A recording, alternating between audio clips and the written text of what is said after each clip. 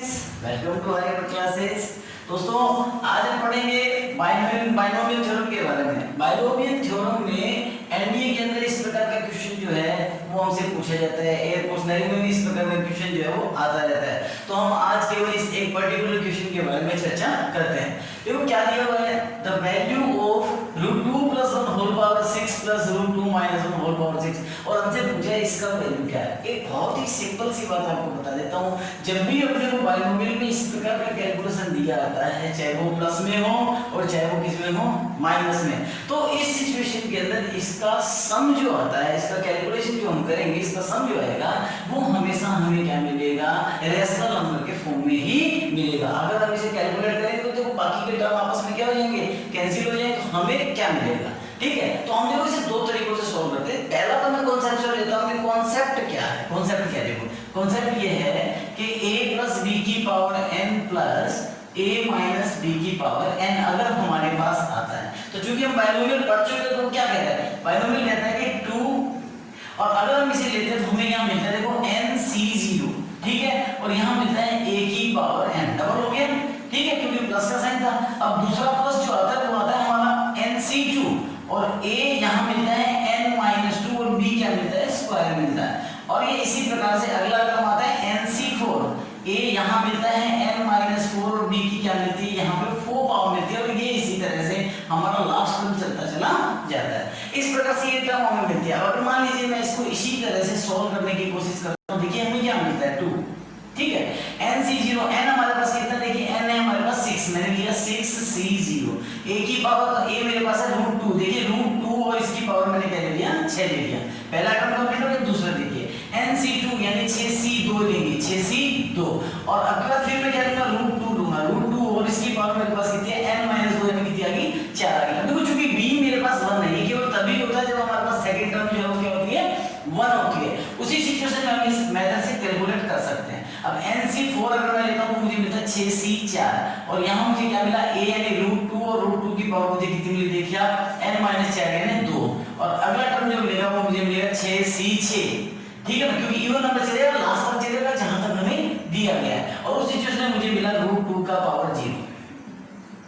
ये लीजिए, ये मुझे टर्म जो है क्या हो गया, कंप्लीट किया। 1 मैंने लिखा नहीं, 1 की पावर कितना भी हो उसका वैल्यू क्या होता है, 1 ही होता है। अब देखिए अगर हम इसे आगे सॉल्व करते हैं तो हमें क्या मिलेगा, 2 और देखिए अब क्या मिला, 6c0 एक बार √2 की पावर 6 यानी 2 की पावर 3 8 आ गया, प्लस 6c2 15 हो गया।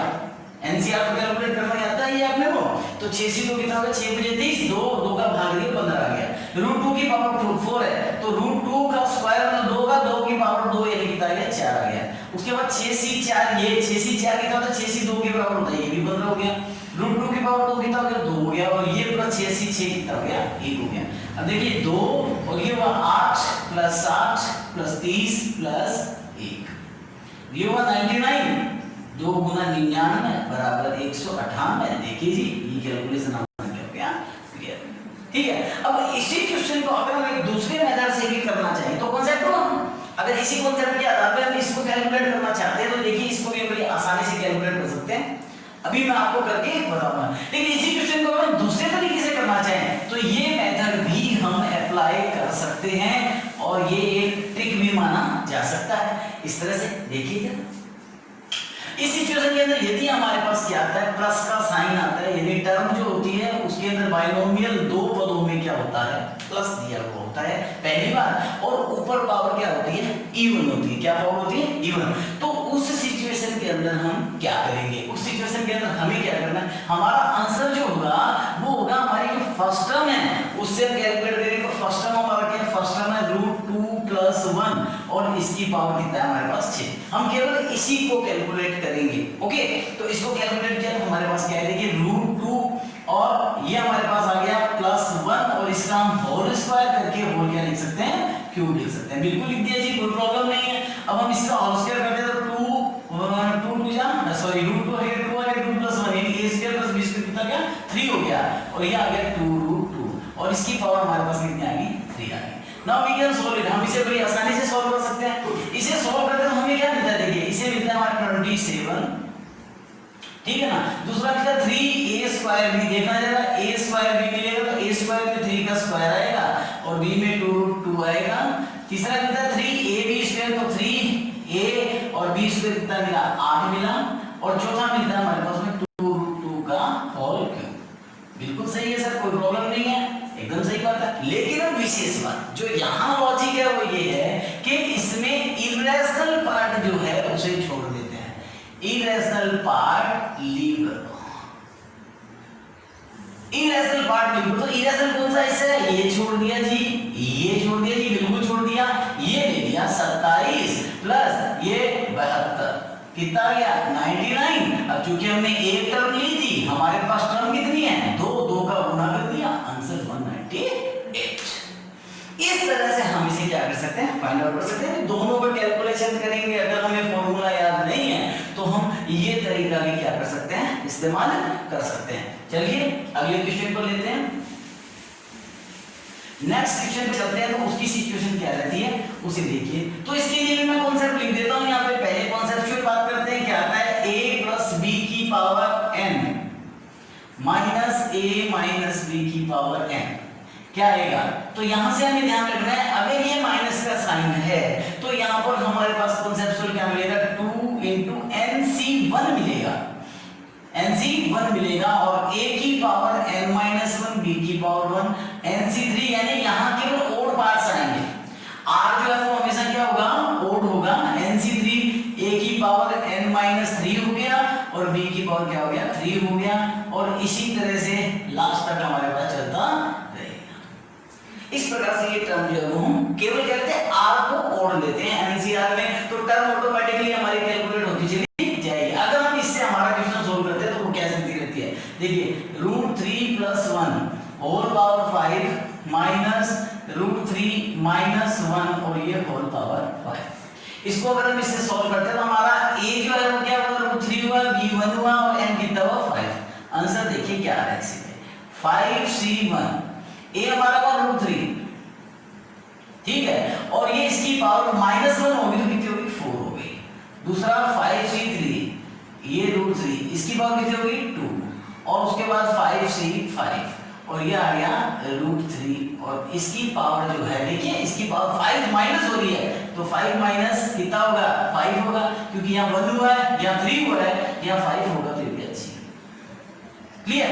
नाउ द आंसर इज ये 5 से 5 होता है, √3 की पावर 4, √3 की पावर 4 कितना होता है 9 होता है, प्लस 5 से 3 कितना होता है 5 हो गए 20 10 होता है, ठीक है ना। 5 से 2 5 से 3 बराबर होते हैं, और ये हो गया 3 और ये हो गया 1। अब देखिए ये 2 ये है 45 ये है 30 और ये है 1, 45 75 और 76 2 × 76 यानी 152। देखिए अपने पास आंसर 152 है आंसर।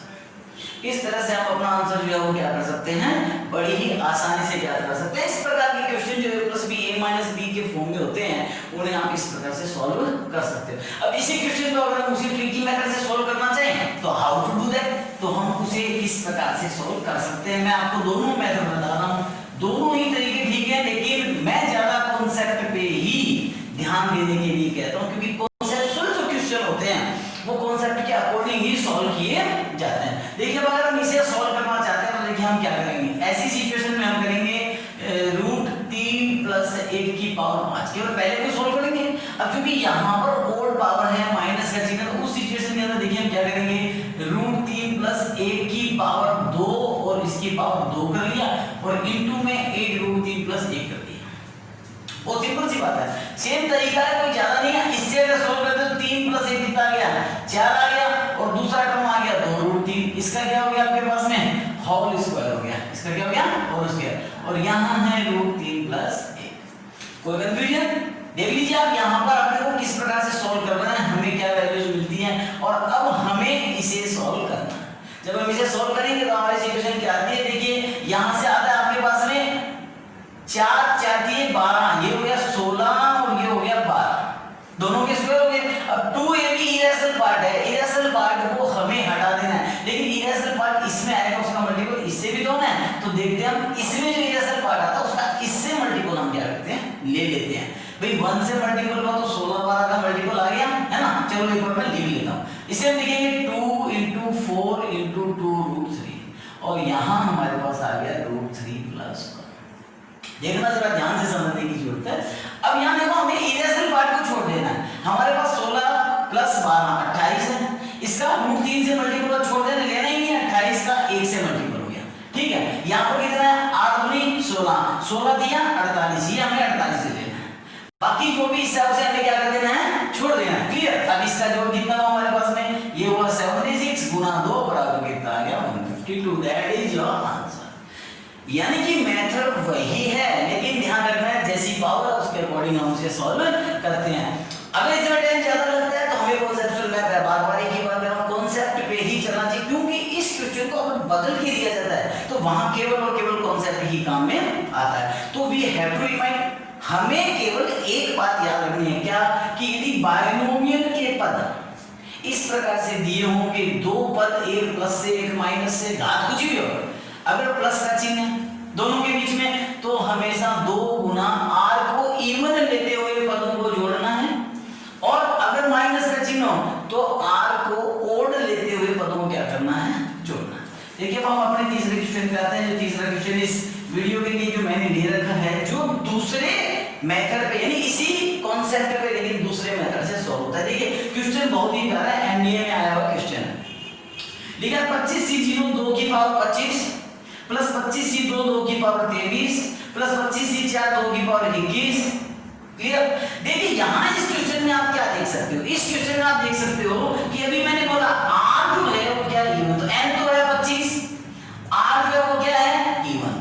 देख लीजिए जो बात अभी मैंने बताई थी, जैसे ही r इवन मिलेगा आपका कैलकुलेशन आपको क्या कहेगा, आपको कहेगा कि सर हमारे पास a प्लस b की power n plus a minus b की पावर क्या होना चाहिए, n होना चाहिए, क्लियर है। अब देखिए इसके बराबर में जो वैल्यू लिखते हैं वो हम लिखते हैं 2 nc0 इवन नंबर लिखते हैं, और यहाँ a की पावर क्या लिखते हैं, n, ठीक है। उसके बाद nc2 और a की पावर n-2 और इसी प्रकार से लिखते हैं। तो यहाँ ये 2 है, जबकि हमारे क्वेश्चन में 2 नहीं है, तो भाई 2 नहीं है तो 2 भाग में ले लीजिए, a प्लस b की power n plus a minus b की पावर n बटे में क्या आ गया, 2 आ गया। ये कॉन्सेप्ट किसके बराबर हो गया, देखिए nc0 यानी 25c0, देख लीजिए आप, है ना, 2 की पावर 25 दे रखा है, 2 मतलब a की पावर आपको दे रखी है, यानी a बराबर कितना हो गया 2, और b दे नहीं रखा है, इसका मतलब b बराबर क्या हो गया 1। वैल्यू रख दीजिए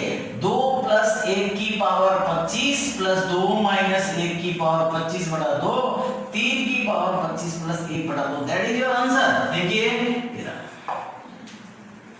इस तरह से हम इसी कॉन्सेप्ट में क्वेश्चन इस प्रकार से दिया हुआ आता है तो हम उसे समझ सकते हैं। अगर मान लीजिए ये r यहाँ पे क्या होता, ओड होता, तो उस सिचुएशन में कॉन्सेप्ट बनाते समय में यहाँ पर हमें क्या लेना पड़ता, माइनस लेना पड़ता। तो रिवर्स क्वेश्चन है, एक सीधा क्वेश्चन दिया हुआ आ सकता है इसी कॉन्सेप्ट पे, एक क्वेश्चन का जो सॉल्यूशन है वो दिया हुआ आ सकता है, और उससे हमें वापस कॉन्सेप्ट बनाना पड़ सकता है।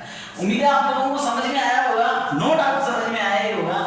इसी प्रकार से आगे के वीडियोस में भी हम कॉन्सेप्ट प्लस ट्रिक साथ में लेकर के चलते रहेंगे। Thank you very much.